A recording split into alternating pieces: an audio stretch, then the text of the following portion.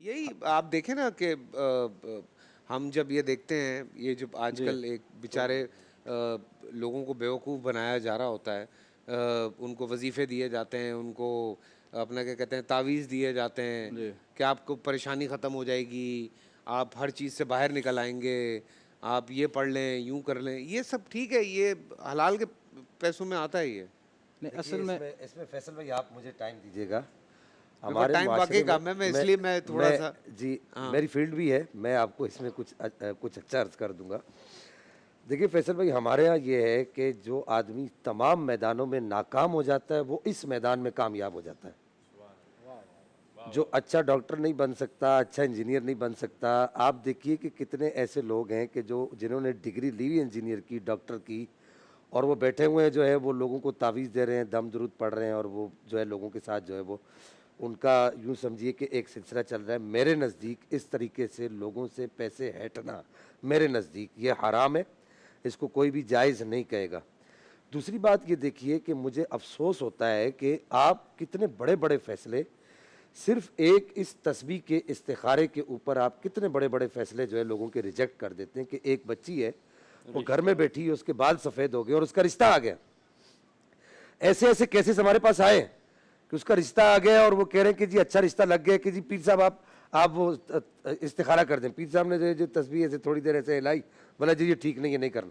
اور ہم اتنے ضعیف الاعتقاد لوگ ہیں کہ ہم کہتے ہیں ٹھیک ہے جی پیر صاحب نے کہہ دیا ہے، زمین ادھر سے ادھر ہو جائے، دنیا ہلتی ہے تو ہل جائے. روحانی قوت ہوتی ہے ہاں نا پیر اب صاحب وہ کے ہم نے پاس، اس کو تو نہیں مان. دیکھیں وہ ڈاکٹر صاحب فون پہ بھی تو دم کرتے ہیں. بس یہاں پر میں اس طرف آتا ہوں. میں صرف یہاں پر ایک بات کہنا چاہوں گا، چونکہ اس طرف ہمارے لوگ اس چیز میں بہت زیادہ مبتلا ہے. میں چاہتا ہوں کہ یہ بات کلیئر ہو جائے کہ دیکھیے استخارے سے زیادہ جو طاقت ہے وہ ہے مشورے کی. استخارہ قطعی نہیں ہے، مشورہ قطعی ہے. قرآن پاک میں اس کو قطعی طور پر فرمایا وَشَاوِرْهُمْ فِي الْأَمْرِ، اور خود اللہ جل مجد الکریم نے فرشتوں سے مشورہ فرمایا. نبی پاک ہر مہم پر جانے سے پہلے صحابہ کرام سے مشورہ کیا کرتے تھے.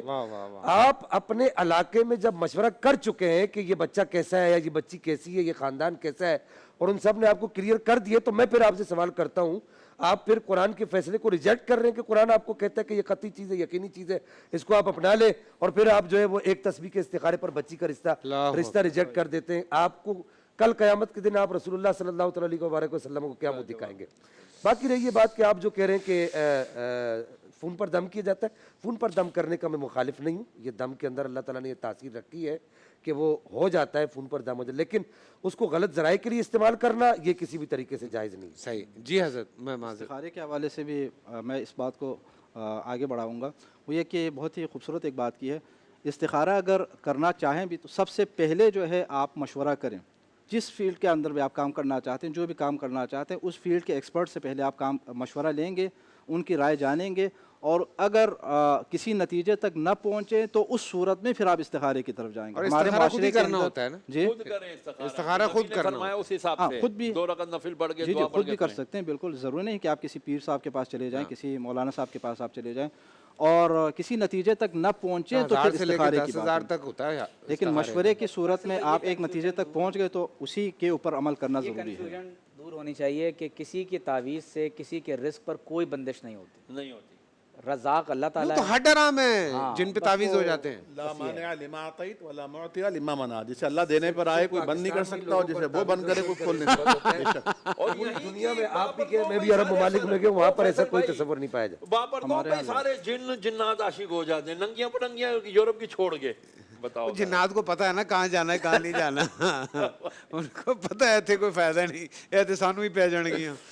بہرحال وہ ایک حدیث مبارکہ کا مفہوم مختصر عرض کر دوں کہ جس نے مشورہ کیا وہ کبھی نادم نہیں ہوا. واہ واہ واہ. حلال اور حرام کے حوالے سے ایک روایت میں پیش کرنا چاہ رہا تھا. ایک روایت ہے رسول اکرم صلی اللہ علیہ وسلم کی کتابوں کے اندر ملتی ہے کہ حلال کمانا 2000 رکعت نمازیں پڑھنے سے زیادہ بہتر ہے. اللہ اکبر.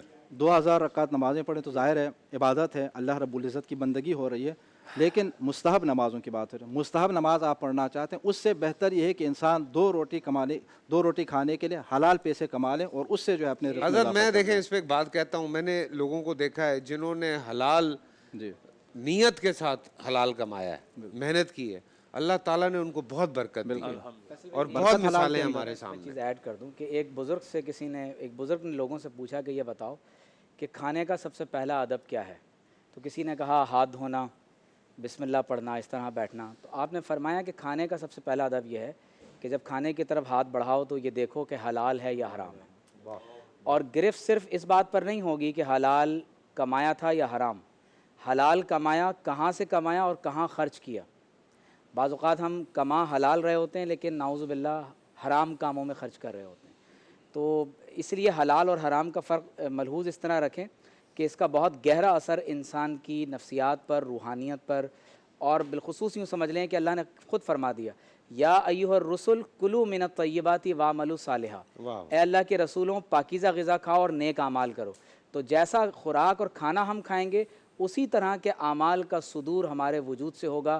وہی بات ہم زبان سے کہیں گے اور اسی کے ہمارے عمل سے اظہار ہوگا.